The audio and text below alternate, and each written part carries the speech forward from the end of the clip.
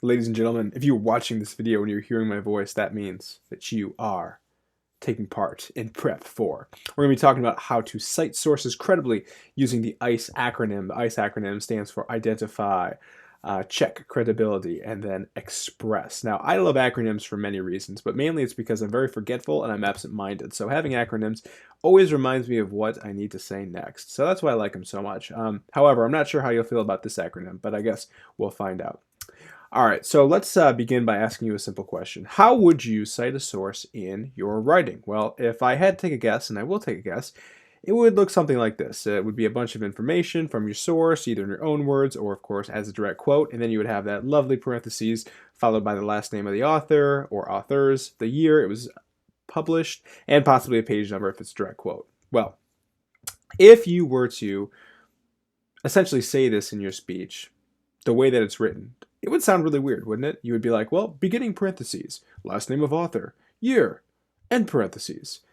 And that would be awkward. And so we definitely don't want to do that. Instead, we want to cite our sources in a verbal way instead of a written way. So if we write it in a verbal way, that means we can actually say it verbatim in our speech. And this will not only preview what you're going to talk about in this specific source, but it will also let you know whether or not the source is credible. Because see, the way that you cite information in text allows the author to then go to the reference page and actually double check on the sources if they want, but in a speech they can't do that.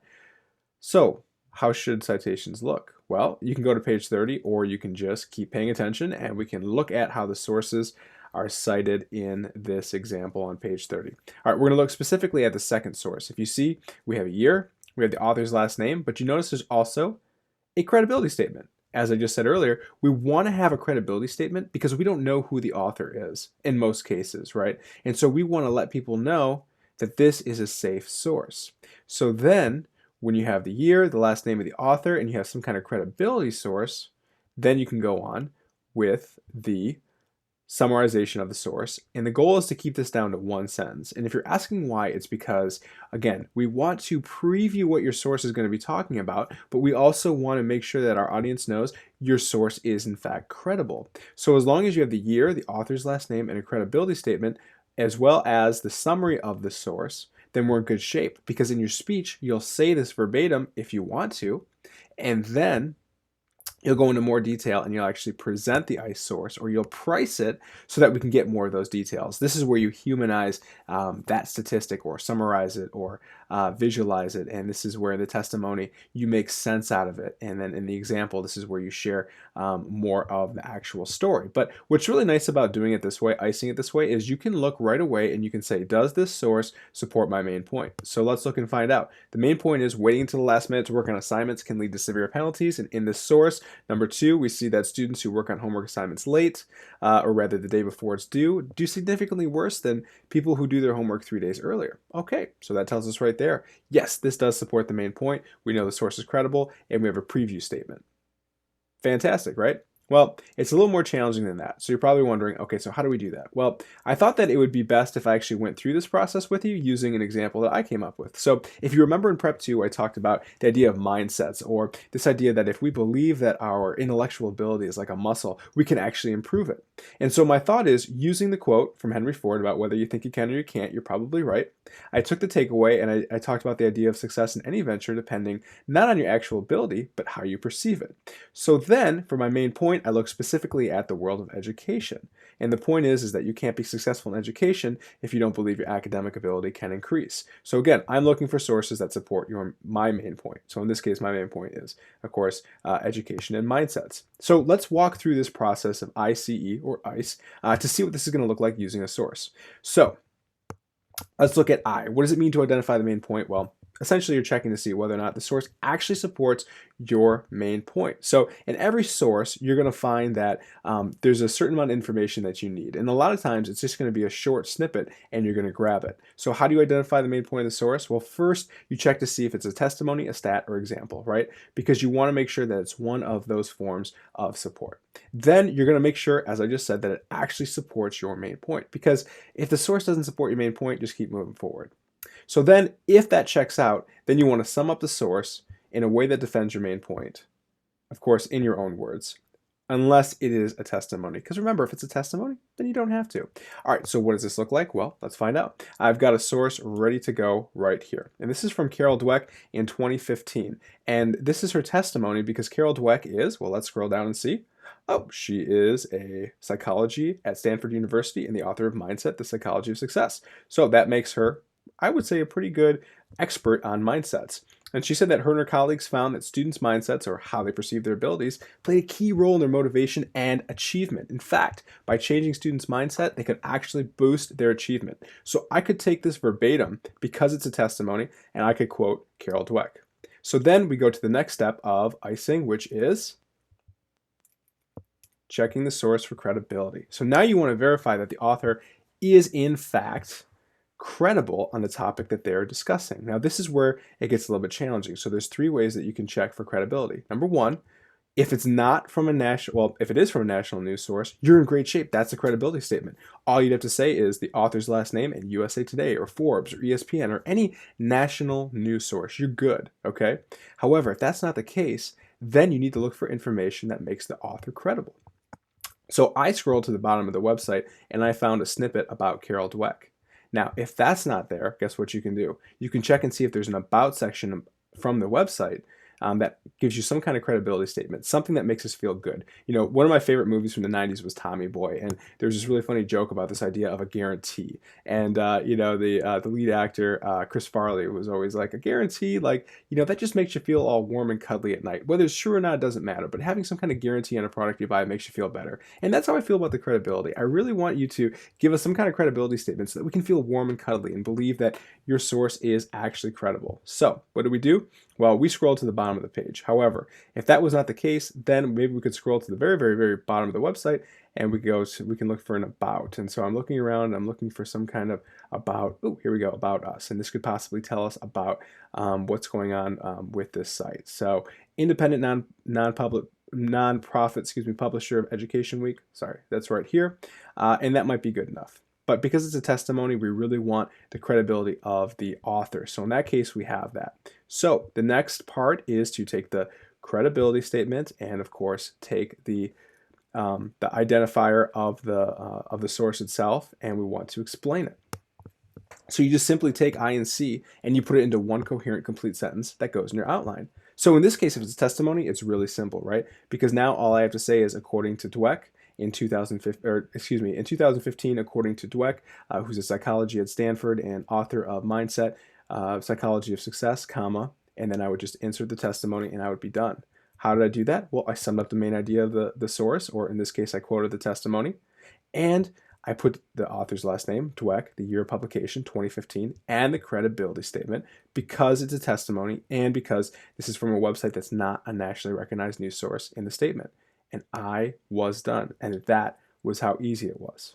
So I know this might sound confusing, or it might seem kind of like, okay, so wait, how do I combine I and C? So let me show you exactly how I do that with the Carol Dweck source, okay? All right, so I'm gonna scroll down here. And we know that, we know a couple things, right? We know that this was in 2015.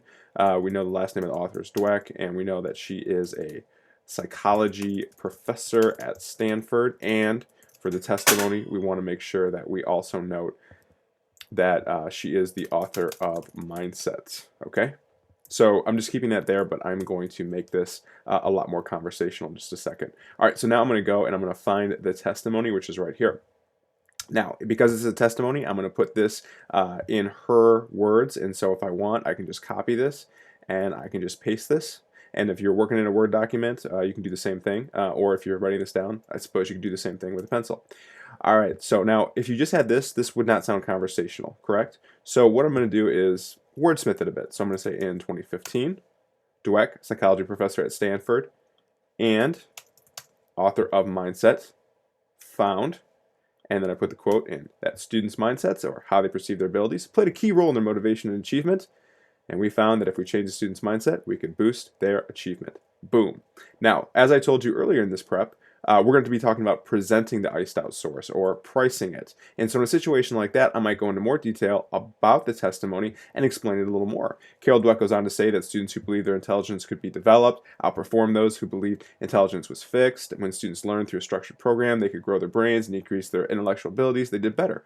And the best part about this whole thing is, guess what? It supports my main point, right? Because what is my main point? It's that in order to be successful in education, you have to believe your academic ability can increase. Now, here's the funny thing. I actually found this source after I wrote the main point, so it kind of worked out in my favor. But I had to do a lot of searching and I had to do a lot of digging. But you want to make sure that after you ice out that source, it's really clear that it fits under your main point. And of course, it's just like the example on page 30, right? So more specifically, we have the last name of the author, we have the year that it was that the source was actually published, and then of course we have some kind of credibility statement. And remember, when it's a testimony, we want to make sure that we're clear the author has some kind of credibility that makes them an expert in what they're talking about. All right, so I know I make this look easy, and I know that you're probably thinking, well, Adam, not every source is going to be that cut and dry, and you are absolutely right. So there are going to be two, maybe more than two challenges, but these are just two challenges I've seen that students have come across. Okay, so the first challenge you might say is, well, what do you do if you can't find a good enough credibility statement? Well, that's a great question. So I came across this interesting article, and it's why growth mindset is essential for learning. We have the author up here, and up here it says a little bit about her. She's an author, writer, business owner, and a yoga teacher.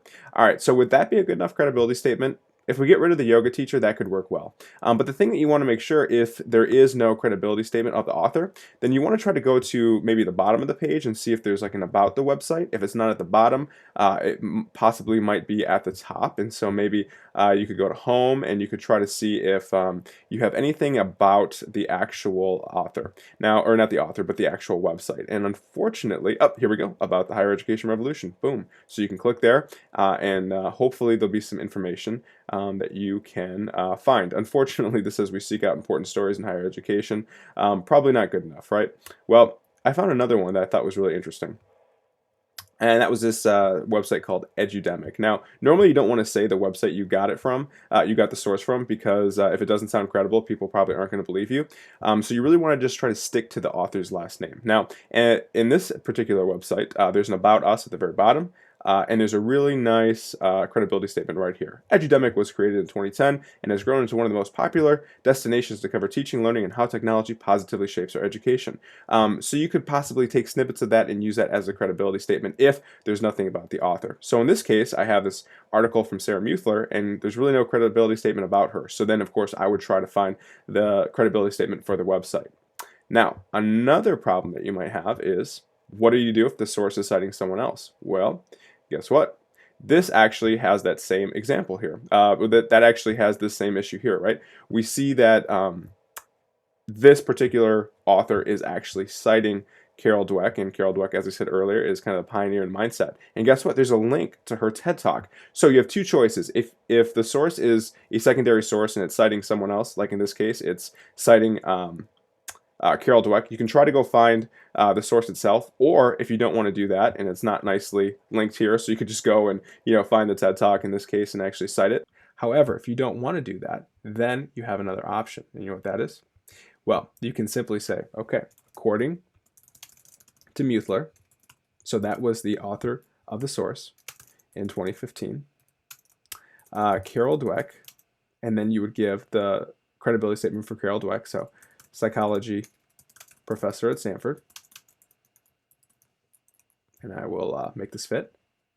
This is fun when you do it on the fly, so you can see that I'm actually not scripting this, but actually going through this. Talked about ... and then tell what Carol Dweck actually talked about. So if you find a source that's citing someone else, then all you got to do is give credit to the person that's being cited, but make sure that you make it clear it is a secondary source by saying where you got it from. So in this case, we know that this is from Sarah Muethler in 2015, and it's from a website. We don't have to worry about credibility as long as we have credibility for the actual person that's within it. So if that's confusing for you, I can re-explain that. But either way, I want to make sure that you take away something very important. This is a process to not only help your audience believe what you're saying, but also it previews the main idea of your source, so it's very easy for us to see how this supports your main point. So remember, let's go back in time, and I want to show you page 30, that this is exactly what it's supposed to look like. We one sentence that summarizes the source and showcases credibility of the author, including the year and the author's last name. And if you do that, you're in great shape, okay? Let me know if you have any questions, and I look forward to seeing the iced out source. Remember that you're going to use the source that you used for Prep 3, so you just want to ice that out. So you don't have to find more sources, you just have to ice that one out appropriately, and I will be checking to see how you did. All right, great job.